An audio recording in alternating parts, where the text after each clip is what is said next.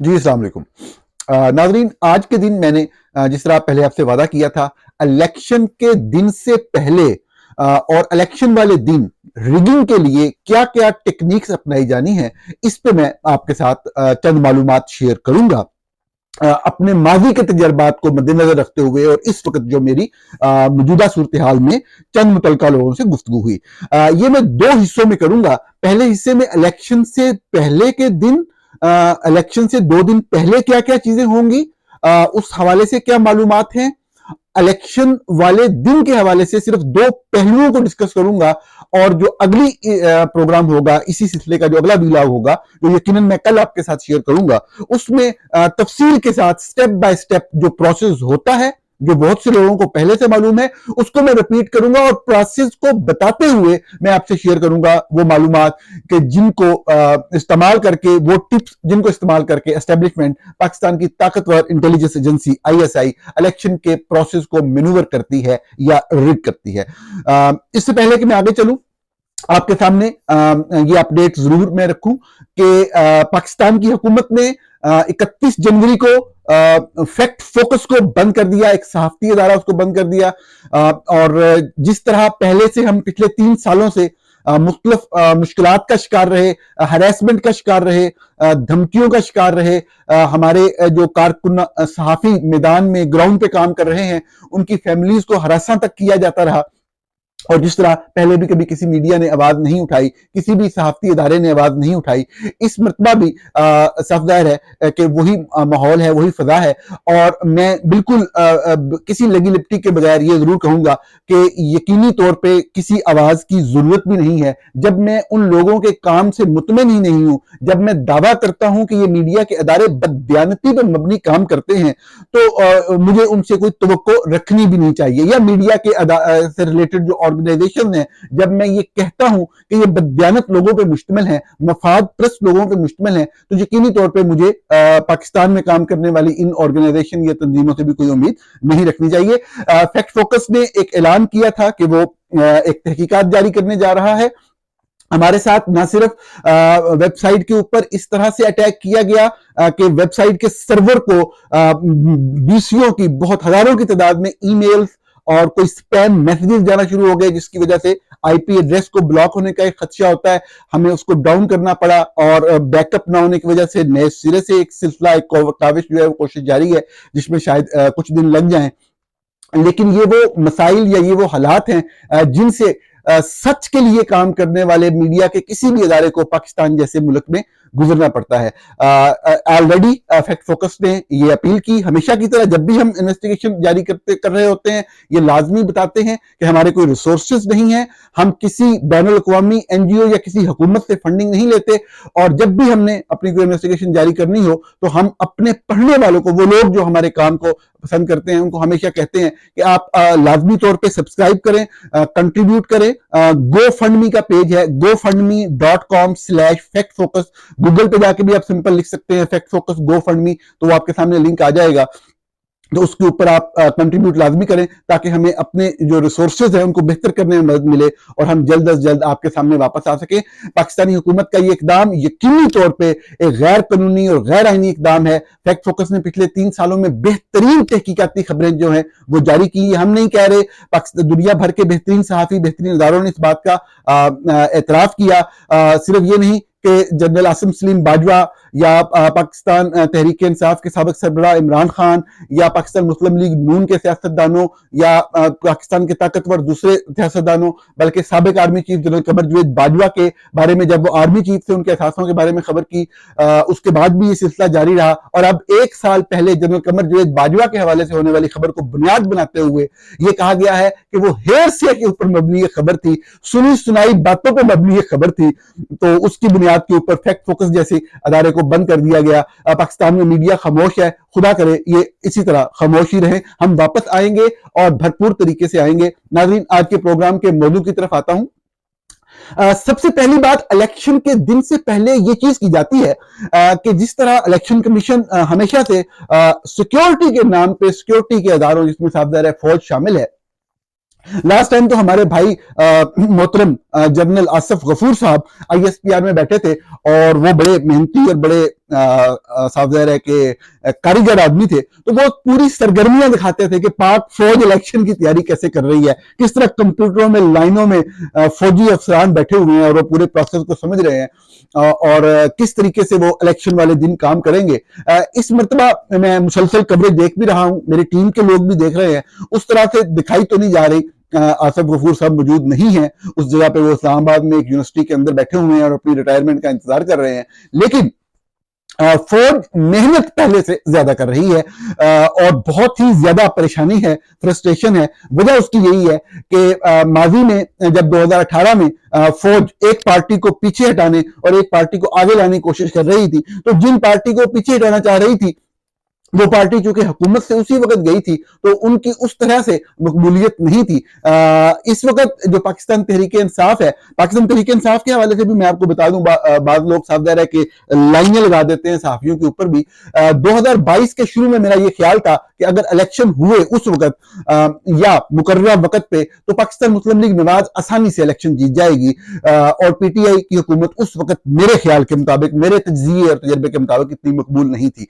लेकिन बाद में जो वाकयात हुए, और उसमें उन वाकयात की बुनियाद पे और जमीनी हकाइक की बुनियाद पे मैंने सिर्फ इस हवाले से अपनी राय तब्दील की कि नहीं, पीटीआई की मकबूलियत, जो कि वोट बैंक तो उनका पहले से भी था, लेकिन उसमें इजाफा हुआ, जो पाक फौज बराह रास्त अंदर आई, और लोग चूंकि नफरत करते हैं किसी भी गैर आईनी और गैर कानूनी काम की वजह से, तो वो एक जो सूरत हाल है वो तब्दील हुई।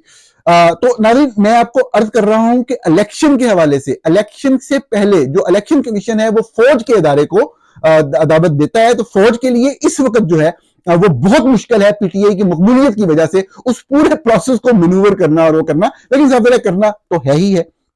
पीटीआई के बाद लोग बहुत जज्बाती हैं, नून लीग के लोग भी उसी हद तक जज्बाती हैं। मुझे जो नून लीग से मुतल्लिक लोग हैं वो कहते हैं जी आप तो ये कह रहे हैं कि जमानत जब्त हो जाएगी हमारी और ये और वो, और आप देखिएगा रिजल्ट क्या आते हैं। तो उस बारे में आप सब लोग जानते हैं, मैंने हमेशा यही कहा कि मकबूलियत का ये आलम है, कम से कम लाहौर की हद तक तो तमाम हल्कों में कन्फर्म जो है वो जमानत जब्त शुदा है। लेकिन रिजल्ट क्या आएंगे वो आप सब लोग जानते हैं, हम भी जानते हैं। मैं इस हवाले से अपने मौजूद को कंटिन्यू करने से पहले एक छोटी सी मिसाल बता दूं जो बहुत ही जिम्मेदार शख्स ने मुझे बताई, कि जहां से हुक्म जारी होता है वहां से कहा गया, सब सूबों के हवाले से भी, सूबाई इलेक्शंस के हवाले से भी, तो हुक्म जारी करने वाले जो बादशाह हैं उनको बताया गया, ऑन ग्राउंड काम करने वाले पाक फौज के रेगुलर अफसर की तरफ से, कि देखें बाकी आप जो भी करना चाहते हैं वो करें और कर रहे हैं, लेकिन केपीके के अंदर शरारत ना करें। सूबा खैबर पख्तूनख्वा के अंदर ये चीज नहीं होनी चाहिए, क्योंकि वहां पे पॉपुलैरिटी कुछ ज्यादा है और वहां पे हमें कोई मनफी जो है वो रद्द-ए-अमल भी मिल सकता है। तो उसका एग्जैक्ट जवाब जो था, जो मुझे बताया गया और मैं आपको जिम्मेदारी से बता रहा हूं, वो ये था कि क्या केपीके पाकिस्तान का हिस्सा नहीं है। अब जो बताने वाला बंदा है उसका मकसद भी यही था बताना कि केपीके पाकिस्तान का हिस्सा है, यहां मकबूलियत ज्यादा है। तो इसको आप उस तरीके से, जिस तरह बाकी मुल्क के अंदर इंजीनियरिंग की जा रही है, उस तरीके से ना करें। यहां पे पीटीआई की हुकूमत बड़ी आसानी से बन रही है, उसको बनने दें। तो बिल्कुल इनकार कर दिया गया कि बिल्कुल वो भी पाकिस्तान का हिस्सा जैसे बाकी जगह पे हो रहा है, वहां पे वही होगा और 12-13 सीटों से ज्यादा नहीं देनी। तो नताइज के हवाले से मुझे कोई गलतफहमी कभी भी नहीं थी। मैं सिर्फ पॉपुलैरिटी की, ऑन ग्राउंड जो फैक्ट्स है उनकी रिपोर्टिंग के हवाले से बात कर रहा था। फौज को मुश्किलात का सामना प्लानिंग के हवाले से, और जो इलेक्शन से 2 दिन पहले की मैं बात कर रहा हूं, तो इलेक्शन जितनी भी जिन जगहों पे होने होते हैं, तो फौज के इदारे से मुंसलिक लोग, उनकी जो प्लानिंग होती है, तरीकेकार होता है, वो ये होता है कि जो पोलिंग स्टेशन हैं वो उनका घेराव कर लेते हैं, वो उनके ऊपर कब्जा कर लेते हैं 2 दिन पहले।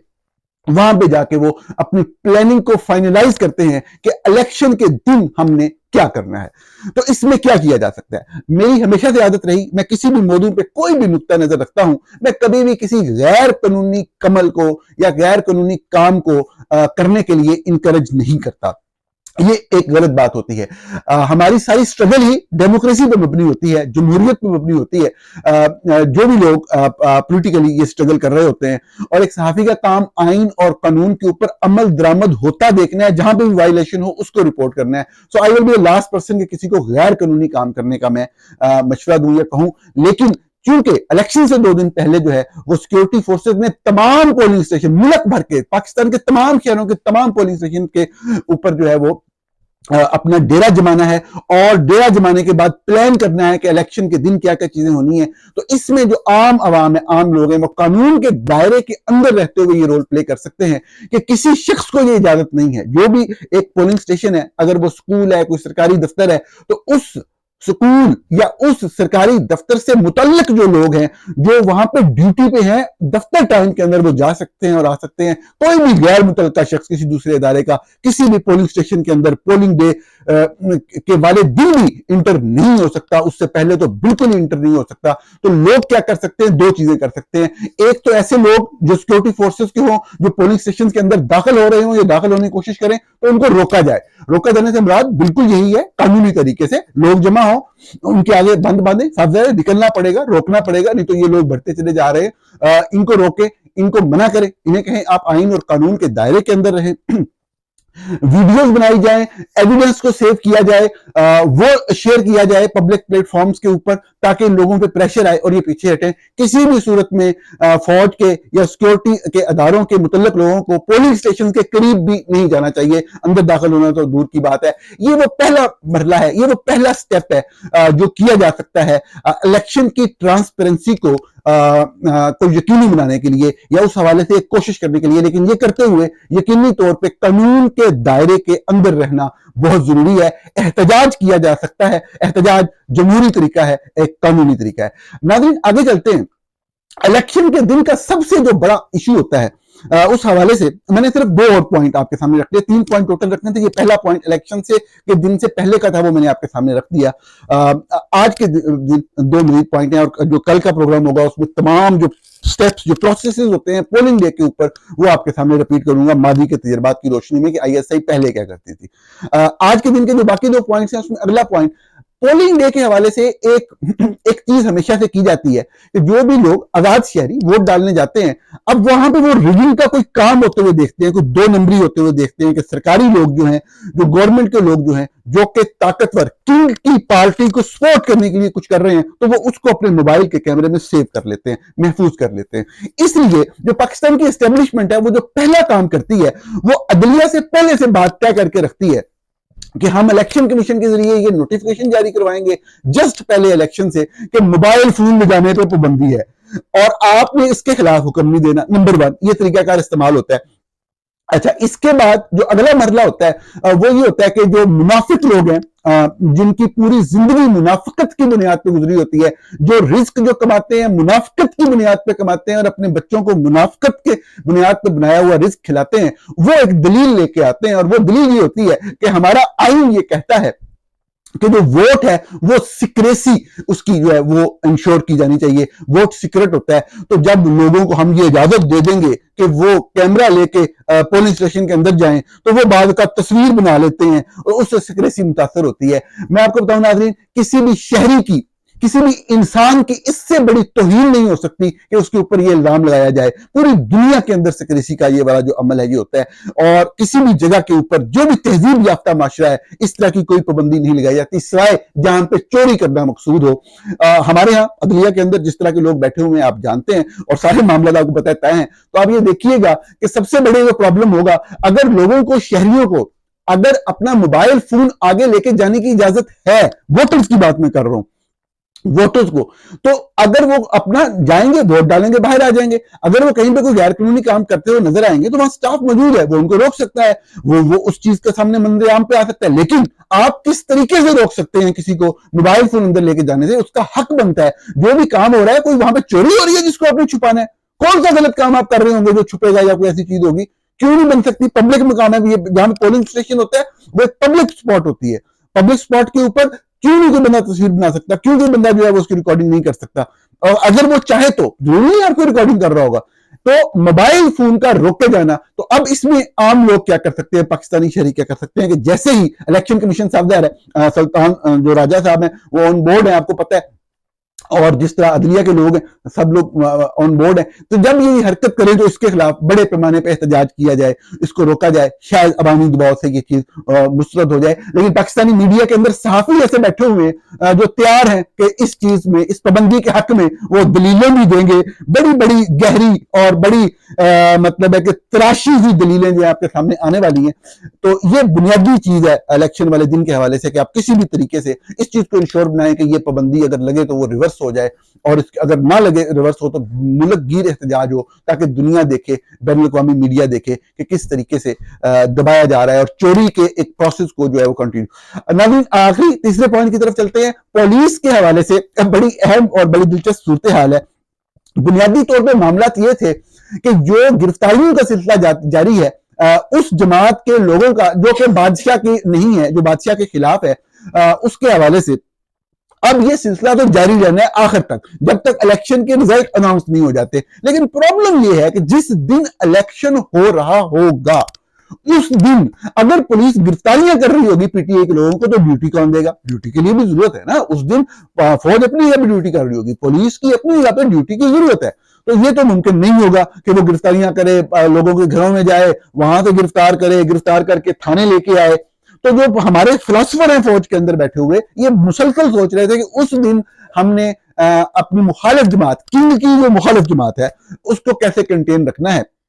तो इस हवाले से मैं आपको सच बताऊंगा, मेरे पास बराह रास्त फौज के हवाले से कोई भी मालूमात नहीं आई। पुलिस के लोगों को जो हदायत दी गई मुख्तलिफ औकात में मुख्तलिफ, इन राइटिंग कुछ और है, वर्बल कुछ और है, और वो वर्बल जो है वो भी तब्दील हो रही है, कभी कुछ कहा जा रहा है, कुछ कहा जा रहा है, लेकिन उनको सेंस समझ आ रही है, वो मैं आपके सामने रखता हूं। और वो सेंस ये है कि पोलिंग स्टेशन से गिरफ्तारियों की कोशिश की जाएगी।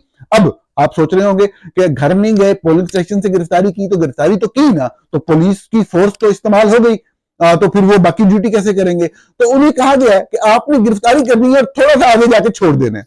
ये बड़ी दिलचस्प बात है कि पोलिंग स्टेशन से वो लोग जो अपेरेंटली पीटीआई के हैं, जो किंग की मुखालिफ जमात है, उससे ताल्लुक रखते हैं, जिनको रोकना मकसूद है, और साफ ज़ाहिर है कि ऐसा चीज भी उन्हीं जगहों पे होगा जहां पे उनको ये गुमान होगा कि इस जगह पे, इस पोलिंग स्टेशन पे ये पीटीआई बहुत स्ट्रांग है और यहाँ पे ये लाजमी जीत जाएंगे। तो जरूरी नहीं कि हर एक पोलिंग स्टेशन के ऊपर वो ये वाली चीज करे। ये मुमकिन है कि वो सिलेक्टेड जगहों के ऊपर इस तरह के ऑपरेशन करें। पुलिस के पास यही है कि गिरफ्तारियां उस दिन, उस वक्त पोलिंग स्टेशन के ऊपर जो है वो की जाएंगी। मेरा मकसद किसी को खौफजदा या हरासा करना बिल्कुल भी नहीं है। मेरा मकसद सिर्फ खबर देना है कि ये चीज जो की जाएगी, इसमें पुलिस के पास ये कैपेसिटी नहीं है। ये बेसिक पॉइंट जो डिस्कस हुआ वो मैं आपके सामने रख रहा हूं कि वो सब लोगों को गिरफ्तार करके थानों में ले जाए या जेलों में डाल दे, और वो उन्होंने मौजूद भी रहना है, ड्यूटी भी करनी है। तो वो गिरफ्तारी सिर्फ डरावे के लिए होगी। एक तो ये नुक्ता अब तक, ये असल खबर ये अब तक पहुंचाना थी, नंबर 1। नंबर 2, इसका एक तरीकाकार ये भी है, कुछ लोगों को तो साफ जाहिर है कि अपनी पार्टी की जो एक प्रेजेंटेशन है कि मुस्लिम लीग नवाज का बंदा बैठा है तो वो अपनी पार्टी का झंडा लगा के बैठेगा, पाकिस्तान पीपल्स पार्टी का बंदा बैठा है तो वो झंडा लगा के बैठेगा, पाकिस्तान तहरीक इंसाफ का बंदा जो है बेचारा वो भी झंडा लगा के बैठेगा, ताकि जो उनका वोटर है अगर उसको रहनुमाई दरकार है, ये हकीकत है कि हमारे बहुत से वोटर्स को रहनुमाई दरकार होती है, तो वो उसके पास जाए और हेल्प ले। तो अब मैं अगर ये कहूं कि जी वो पीटीआई वाला अपना झंडा ना लगाए ताकि गिरफ्तार ना हो, तो फिर उस तरह के वोटर की रहनुमाई नहीं हो सकेगी। लेकिन इस हवाले से क्या बेहतरीन हिकमत अमली हो सकती है, ये बताने वाला मैं कोई नहीं। पॉलिटिकल पार्टी जिसके ऊपर ये सब कुछ बीत रहा है वो खुद से स्ट्रेटेजाइज करे कि कुछ लोग यकीनी तौर पे झंडे के साथ उसके साथ जरूर होने चाहिए और कुछ लोग जो उसके बगैर भी हो, ताकि गिरफ्तारियों को अवॉइड किया जाए। दूसरी पार्टी के हक में चाहे नारा लगाना पड़े, सिस्टम में मौजूद रहना जो है, अपने आप को बचाना और खेलना, यही बेहतरीन तरीका होता है। बहरहाल ये बहुत ही अहम स्ट्रेटजी कि पुलिस को उस दिन भी यूज किया जाएगा, आखिरी टाइम तक मैक्सिमम हरासा किया जाएगा। आखिरी वक्त, आखिरी पॉइंट जो है वो ये होगा कि जब काउंटिंग हो रही होगी उस वक्त किसी भी तौर पे जिन जगहों के ऊपर कह दिया गया होगा वहां पे मुखालिफ पार्टी के जो पोलिंग एजेंट को अंदर मौजूद नहीं रहने दिया जाएगा। ये बहुत ही हतमी और लाजमी मुहरशुदा फैसला है पाक फौज का, जो पुलिस तक कम्युनिकेटेड है कि जहां जहां पे भी उनको कहा जाएगा जिन जिन पोलिंग स्टेशन के ऊपर, वहां पे वो पोलिंग एजेंट्स को अंदर नहीं रहने देंगे उस वक्त। तो खुसूसन उस पार्टी के जिसको टारगेट किया जा रहा होगा। तो ये वो सूरत हाल है जो इलेक्शन वाले दिन भी फेस की जा रही होगी पाकिस्तान भर के अंदर। इसको मद्देनजर रखते हुए आगे चलना होगा। नाज़रीन, कल के प्रोग्राम के अंदर मैं लाजमी तौर पे आपके साथ जो पोलिंग जिस तरीके से होती है, बैलेट बॉक्सेस खोलने से और पोलिंग लिस्ट के हवाले से, और जो भी प्रोसेस हो रहा होता है और काउंटिंग के टाइम तक क्या क्या हरबे इस्तेमाल किए जाते हैं पाक फौज की तरफ से, वो आपके सामने रखूंगा। और फिर हम आगे चलेंगे। जैसा कि मैंने अर्ज किया, फैक्ट फोकस की वेबसाइट को बहाल करने की कोशिश जारी है, जिसमें यकीनन कुछ दिन लग सकते हैं। लाजमी तौर पे सपोर्ट करें gofundme.com/फैक्ट फोकस के ऊपर फैक्ट फोकस को, ताकि हमें वापस आने में मदद मिले। आपका प्रोग्राम देखने का बहुत शुक्रिया। कल फिर मुलाकात होती है। अस्सलाम वालेकुम।